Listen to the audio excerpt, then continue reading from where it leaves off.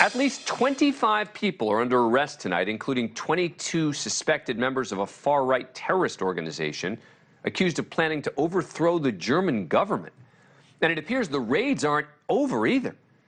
Federal prosecutors there saying raids are continuing and directed against 27 additional suspects. That's over 50 people suspected in a plot to overthrow the German government. Around 3,000 police and special forces carried out raids across the country. Officers conducted searches at 130 sites in 11 of Germany's 16 states. According to Germany's federal prosecutor's office, the group had been formed in the past year and was operating on the conviction that Germany is currently ruled by members of a so-called deep state that needed to be overthrown. The coup plotters had mapped out their own government, people chosen for cabinet-like roles if they succeeded in overthrowing Germany's elected leaders. Their plans included an armed attack on the German parliament building, and members had organized arms training and attempted to recruit personnel from the German security services. One of the ringleaders in the plot was 71-year-old Henrik XIII, Prince of Reuss, whose family generations ago ruled over a tiny state in eastern Germany. Federal prosecutors said Reuss, whom the group planned to install as Germany's new leader, had contacted Russian officials about the plot. No indication if the Russian government responded. Joining me now is Mike Baker, former CIA officer who worked as a covert field operations officer specializing in counterterrorism, also conducted a number of investigations in Germany. Thanks a lot for coming on the program. Appreciate it.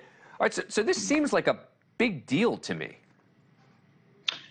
Well, it is. I mean, it's probably the largest German police action against far-right extremists, and it's a mixed bag of people, right? It's kind of bizarrely there's some monarchists in there, there's neo-Nazis. It's a strange mixed bag, but essentially the people that are being rounded up and people that have been detained are part of one of two essentially anti-government far-right groups that have been in existence in Germany for a while. But this is the largest police action against those extremists.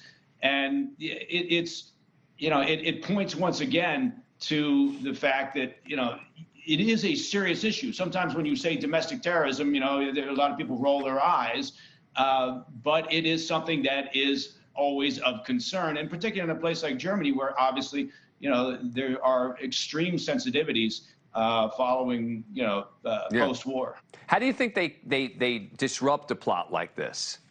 Mm-hmm. Well, typically, look, the German authorities, the German police and the intel service are very good, right? They're very efficient. And so typically you would have assets, sources within these groups. These are not new groups. The Reichsbürger and what is referred to as a self-governing group and they also have, I should point out, look, a far-right organization or political party has 75 or more, 78, I think, seats within parliament at this point. So one of the far-right groups does have political legitimacy, as bizarre as that may seem to some people that would think that they've got, 70, 78 seats in the Bundestag. So it's interesting that when you talk about how do they come up with something like this, they know these groups. They're aware of some of the individuals involved. So logic would tell you that they would likely develop sources within these organizations. At a certain point, they've obviously gathered enough evidence to act as they have. Wow. All right.